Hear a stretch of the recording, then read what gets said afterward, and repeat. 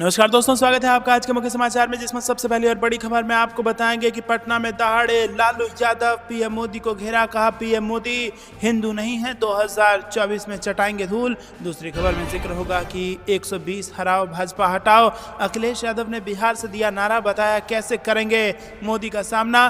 खबर में आगे जिक्र होगा कि देश बर्बाद करने पर लगे हैं नरेंद्र मोदी, झूठों के सरदार की फेल हुई सभी गारंटियां, पटना से कांग्रेस चीफ का प्रहार। खबर में आगे आपको बताएंगे कि महागठबंधन की महारैली में मोदी सरकार पर बरसे राहुल गांधी, कहा बदलाव का तूफान बिहार से शुरू होगा। इसी के साथ खबर में आगे आपको बताएंगे कि भोपाल से टिकट कटने के बाद बोली बीजेपी सांसद प्रज्ञा ठाकुर कि मेरे कुछ शब्द शायद मोदी जी को पसंद नहीं आए। जी हां दोस्तों, भाजपा के दिग्गजों के टिकट काट दिए गए हैं, जिसके बाद भाजपा पर विपक्ष का जबरदस्त हमला शुरू हो चुका है। और इसी के साथ इंडिया गठबंधन ने पटना के गांधी मैदान से जबरदस्त दहाड़ मारी है। पूरी खबर आपको जरूर बताएंगे दोस्तों, लेकिन उससे पहले अगर आप भी इंडिया गठबंधन का खुलकर समर्थन करते हैं तो वीडियो को कीजिए लाइक और चैनल को सब्सक्राइब करके बेल आइकन दबाइए और कमेंट में लिखिए जय हिंद। रुक करते हैं सबसे पहली और बड़ी खबर की तरफ।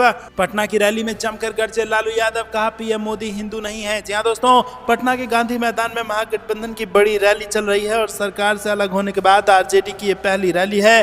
तेजस्वी यादव के बाद इस रैली को राष्ट्रीय जनता दल के अध्यक्ष लालू यादव ने संबोधित किया। लालू यादव ने पीएम मोदी पर जमकर हमला बोला और कहा कि मोदी परिवारवाद पर बोलते हैं, लेकिन उनके पास परिवार ही नहीं है, वो हिंदू नहीं है। हिंदू अपनी मां के श्राद्ध में दाढ़ी और बाल कटवाता है। लालू यादव ने आगे कहा कि पीएम मोदी की जब माता जी का देहांत हुआ था तो उन्होंने बाल दाढ़ी नहीं बनवाया। राम रहीम के बंदों में देश में नफरत फैला रहे हैं। उन्होंने मुख्यमंत्री नीतीश कुमार को भी निशाने पर लिया और उन्हें पलटूराम बताया। लालू यादव ने कहा कि नीतीश कुमार के साथ हमने कोई गाली गलौज नहीं की, पहली बार जब यहां से निकले तब कोई गाली नहीं दिया। उनको यही कहा कि ये पलटूराम है, नहीं पलटना चाहिए था, लेकिन दोबारा हमसे गलती हो गई, तेजस्वी से गलती हो गई, दोबारा ये पलट गए, नरेंद्र मोदी के पैरों के नीचे चले गए। लालू यादव ने आगे कहा कि हम देखते हैं कि टेलीफोन में एक से एक डांसर बनाता है और कहीं माला डाल रहा है, कहीं फूल डाल रहा है, नीतीश कुमार पर रील बनाता है। नीतीश कुमार को शर्म नहीं आती है। इधर तो देख रहे हैं कि शरीर भी नहीं काम कर रहा है नीतीश कुमार का, और आज आप लोगों का ये जुटान देखकर और भी पता नहीं कौन कौन बीमारी पैदा ले लेगा। पूर्व रेल मंत्री लालू यादव ने प्रधानमंत्री नरेंद्र मोदी पर भी निशाना साधा। लालू यादव ने कहा कि मोदी ने कहा था कि सबके खाते में 15-15 लाख रुपए आएंगे। मैंने भी 7 बेटी 2 बेटा पति पत्नी का खाता खुलवाया कि करोड़ों रुपए मिल जाएगा, लेकिन मोदी ने ठेंगा दिखा दिया। लालू यादव ने कहा कि आने वाले लोकसभा चुनाव में भाजपा को नेस्त नाबूद कर देंगे। तेजस्वी को मालूम हो गया था कि राज्यपाल ने नीतीश कुमार और नरेंद्र मोदी की फोन पर बात करवाई थी और सरकार में कोई गलत काम नहीं हुआ, लेकिन नीतीश कुमार को पता नहीं क्या लगा और अब फिर इधर लौटकर आने की हिम्मत करेंगे तो अब यहां से बढ़िया से धक्का मिलेगा।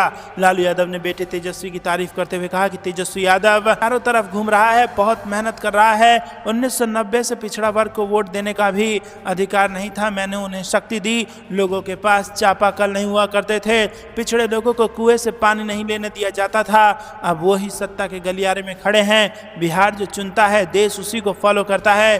तेजस्वी यादव मेहनत कर रहा है, उसने नौकरी दिया।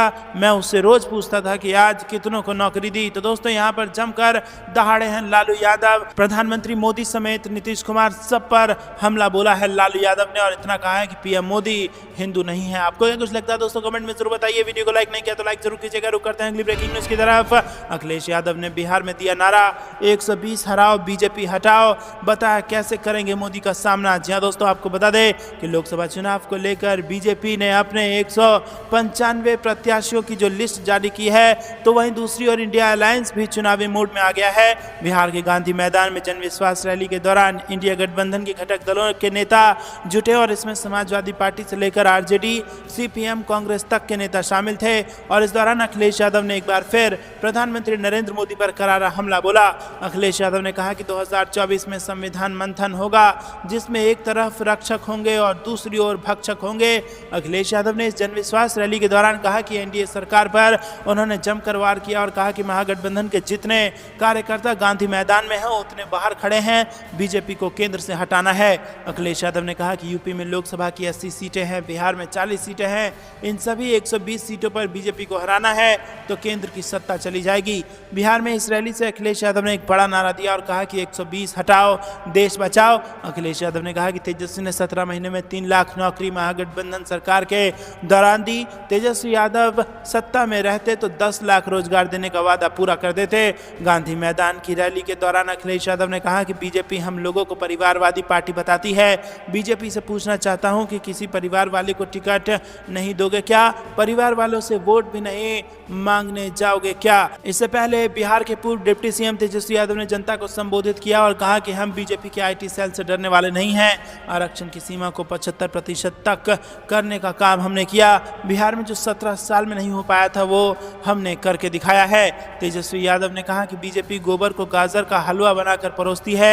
इसके अलावा उन्होंने नीतीश कुमार की जेडीयू को भी निशाने पर लिया और कहा कि ये पार्टी 2024 में खत्म हो जाएगी। रुक करते हैं अगली ब्रेकिंग न्यूज की तरफ। देश बर्बाद करने पर लगे हैं नरेंद्र मोदी, झूठों के सरदार की फेल हुई सभी गारंटी, पटना से कांग्रेस चीफ का प्रहार। जी हां दोस्तों, पटना के ऐतिहासिक गांधी मैदान में आरजेडी की ओर से जन विश्वास रैली का आयोजन किया गया और इस रैली में कांग्रेस नेता राहुल गांधी, कांग्रेस अध्यक्ष मल्लिकार्जुन खड़गे, समाजवादी पार्टी के अध्यक्ष अखिलेश यादव, मार्क्सवादी कम्युनिस्ट पार्टी के नेता सीताराम येचुरी और आरजेडी अध्यक्ष लालू यादव शामिल हुए।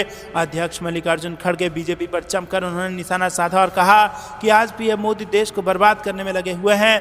अब पीएम मोदी बीजेपी की गारंटी नहीं बोलते हैं, अपनी सरकार की गारंटी नहीं बोलते हैं, अब वो बोलते हैं मोदी की गारंटी, लेकिन उनकी सभी गारंटी फेल हुई है। यानी मोदी जी झूठों के सरदार हैं। कांग्रेस अध्यक्ष ने कहा कि 2014 में उन्होंने कहा था कि इस देश के युवाओं को हर साल 2 करोड़ नौकरियां दी जाएंगी। क्या उन्होंने ऐसा किया? उन्होंने ये भी कहा था कि सभी के लिए पक्का घर बनाया जाएगा। अब मैं आपसे दोबारा पूछता हूं, क्या उन्होंने ऐसा किया?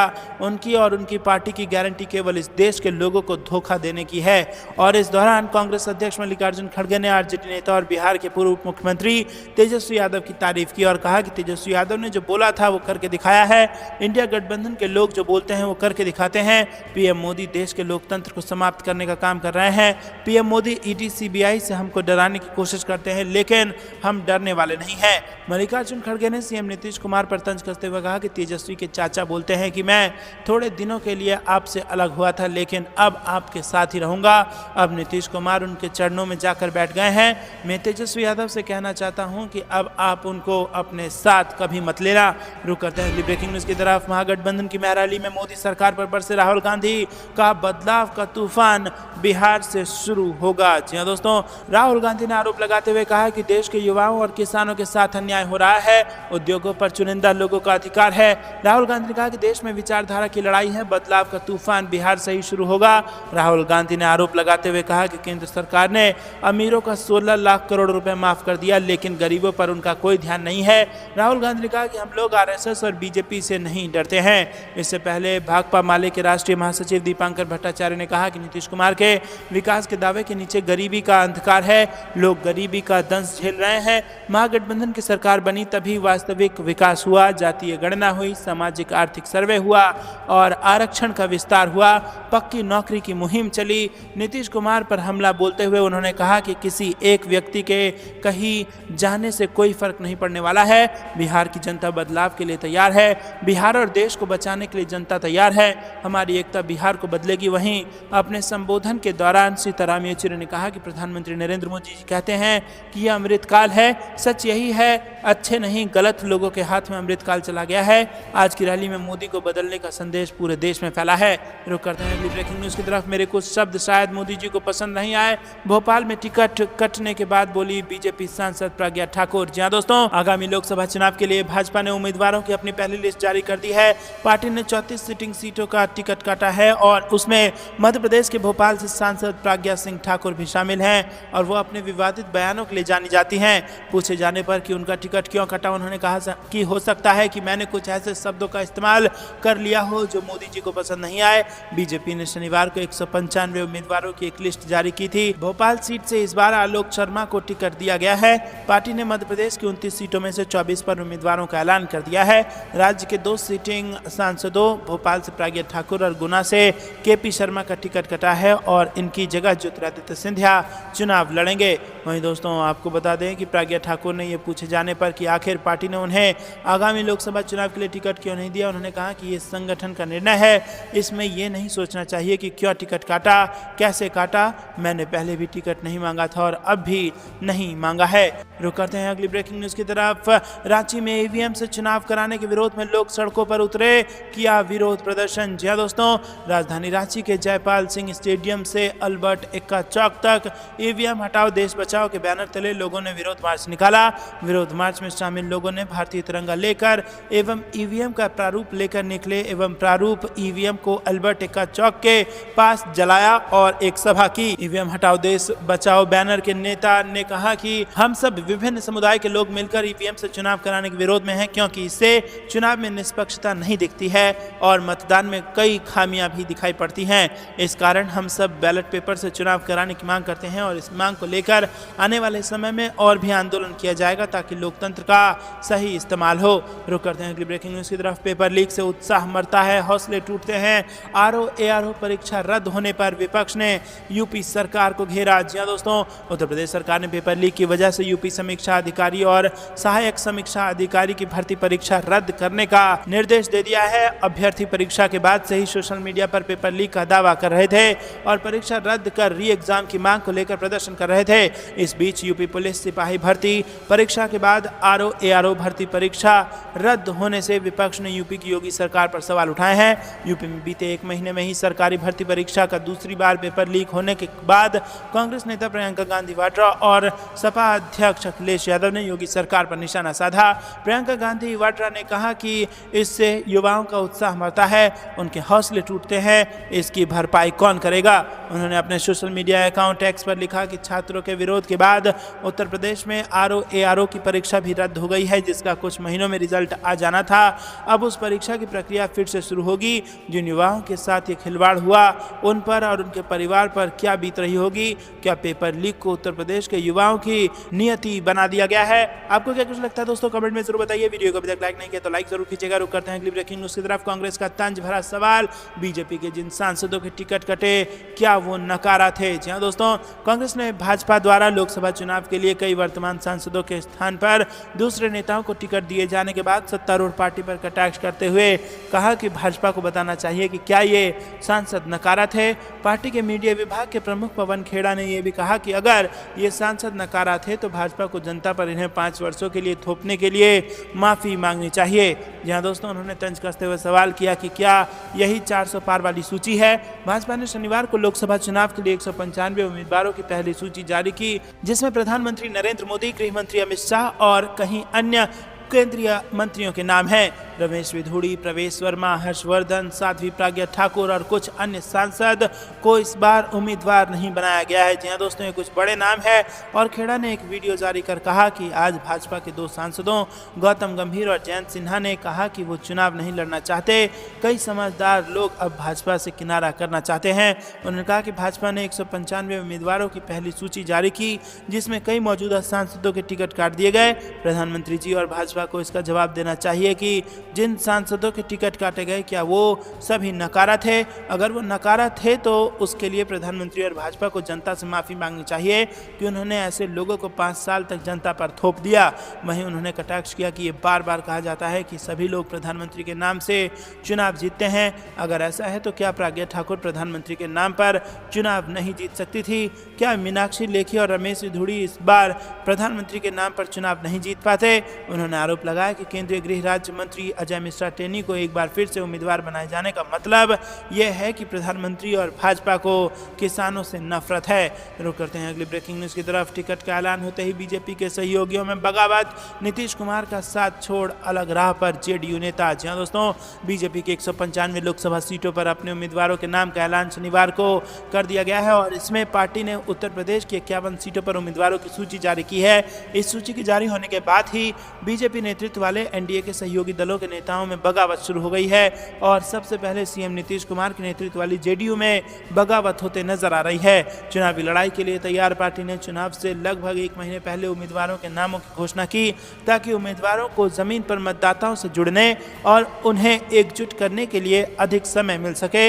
लेकिन उत्तर प्रदेश में एनडीए के सहयोगी जेडीयू के पार्टी महासचिव धनंजय सिंह ने बगावत के सुर तेज कर दिए हैं और उन्होंने इसके संकेत सोशल मीडिया के एक्स प्लेटफॉर्म पर पोस्ट करके उसके जरिए दिए। रुक करते हैं अगली ब्रेकिंग न्यूज की तरफ। पहली सूची में ही भाजपा ने अपनी हार मान ली। बीजेपी के 195 उम्मीदवारों की लिस्ट पर अखिलेश यादव ने कसा तंज। जी हां दोस्तों, भाजपा ने 195 उम्मीदवारों की जो लिस्ट जारी की है उसके बाद चारों तरफ से घिर रही है। भाजपा की ओर से यूपी में सिर्फ 4 नए चेहरों को मौका मिला है, जबकि बाकी के उम्मीदवार रिपीट किए गए हैं। ऐसे में बीजेपी की पहली लिस्ट पर सपा प्रमुख अखिलेश यादव ने तंज कसते हुए कहा है कि पहली सूची में ही भाजपा ने अपनी हार मान ली है।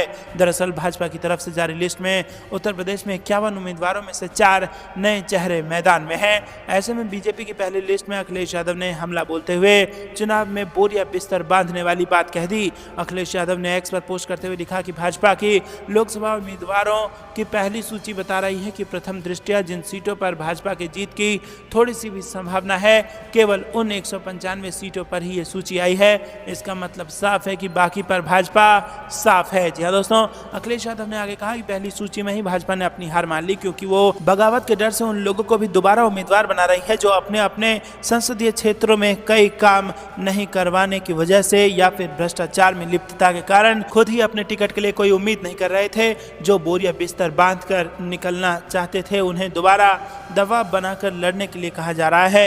ये अनमने लोग क्या विपक्ष का सामना करेंगे। रुक करते हैं अगली ब्रेकिंग न्यूज की तरफ। खेला शुरू होने से पहले खेला होवे। आसनसोल से भोजपुरी स्टार पवन सिंह के चुनाव लड़ने से इनकार करने पर टीएमसी का अटैक। जी हां दोस्तों, आपको बता दें कि पश्चिम बंगाल के आसनसोल सीट से बीजेपी ने भोजपुरी स्टार पवन सिंह को टिकट दिया था। पवन सिंह ने चुनाव लड़ने से इनकार कर दिया है और इस सीट पर अभी टीएमसी का कब्जा है। बॉलीवुड एक्टर शत्रुघ्न सिन्हा आसनसोल से सांसद हैं और वहीं पवन सिंह के चुनाव से पीछे हटने को लेकर टीएमसी ने कहा है कि खेला शुरू होने से पहले ही खेला हो गया। पवन सिंह ने सोशल मीडिया प्लेटफॉर्म एक्स पर पोस्ट करते हुए कहा कि भारतीय जनता पार्टी के शीर्ष नेतृत्व को दिल से आभार प्रकट करता हूं। पार्टी ने मुझ पर विश्वास करके आसनसोल का उम्मीदवार घोषित किया, लेकिन किसी कारणवश मैं आसनसोल से चुनाव नहीं लड़ पाऊंगा। रुक करते हैं अगली ब्रेकिंग न्यूज की तरफ। बस, ट्रेन और जहाज से दिल्ली आएंगे किसान, 10 मार्च को रेल रोकने का भी प्लान। जी हाँ दोस्तों, केंद्र सरकार से अपनी मांगे मंगवाने के लिए अड़े किसानों ने ऐलान किया है कि वो दिल्ली आने के उनके प्लान में कोई बदलाव नहीं कर रहे हैं। किसान नेता जगजीत सिंह डल्लेवाल ने बताया कि अब किसान दिल्ली की ओर कूच करेंगे। जगजीत सिंह ने कहा कि हम पीछे नहीं हटे हैं और दिल्ली मार्च करने का हमारा प्लान पहले जैसा ही है। ये तय किया गया है कि हम दिल्ली के बॉर्डरों पर अपनी ताकत बढ़ाएंगे। 6 मार्च को किसान पूरे देश से दिल्ली पहुंचेंगे और ये किसान ट्रेन, बस और हवाई जहाज से आएंगे और हम देखते हैं कि सरकार हमें धरने की इजाज़त देती है या नहीं। 10 मार्च को हम पूरे देश में रेल रोको प्रदर्शन करेंगे और ये प्रदर्शन दोपहर 12 बजे से शाम 4 बजे तक होगा। रुक करते हैं अगली ब्रेकिंग न्यूज की तरफ। नरेंद्र मोदी हवाई चप्पल वालों को हवाई जहाज का सपना दिखाकर गरीबों की रेलवे भी छीन रहे हैं। राहुल गांधी ने रेलवे के बहाने सीधे पीएम मोदी पर साधा निशाना। जी हां दोस्तों, आपको बता दें कि कांग्रेस नेता राहुल गांधी ने रविवार को रेलवे की नीतियों को लेकर केंद्र सरकार की आलोचना की और कहा कि लोगों को एलिट ट्रेन की तस्वीर दिखाकर लुभाया जा रहा है, जिस पर गरीब पैर भी नहीं रख सकते हैं। कांग्रेस नेता सोशल प्लेटफॉर्म एक्स पर किए पोस्ट में मोदी सरकार को आरोप के कटघरे में खड़ा करते हुए उन्होंने कहा कि इस सरकार ने गरीबों और मध्यम वर्ग के यात्रियों को रेलवे की प्राथमिकता से बाहर कर दिया है। राहुल गांधी ने एक्स पर किए पोस्ट में लिखा कि हवाई चप्पल वालों को हवाई जहाज की यात्रा का सपना दिखाकर नरेंद्र मोदी गरीबों की सवारी रेलवे को भी उनसे दूर करते जा रहे हैं और हर साल 10% बढ़ता किराया, डायनामिक फेयर के नाम पर लूट, बढ़ते कैंसिलेशन चार्जेस और महंगे प्लेटफॉर्म टिकट के बीच लोगों को एक ऐसी एलिट ट्रेन की तस्वीर दिखाकर बहलाया जा रहा है जिस पर गरीब पांव तक नहीं रख सकता।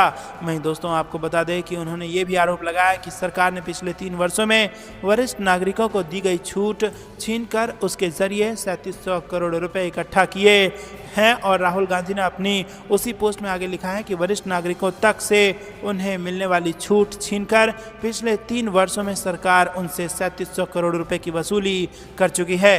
दोस्तों, रुक करते हैं अगली ब्रेकिंग न्यूज की तरफ।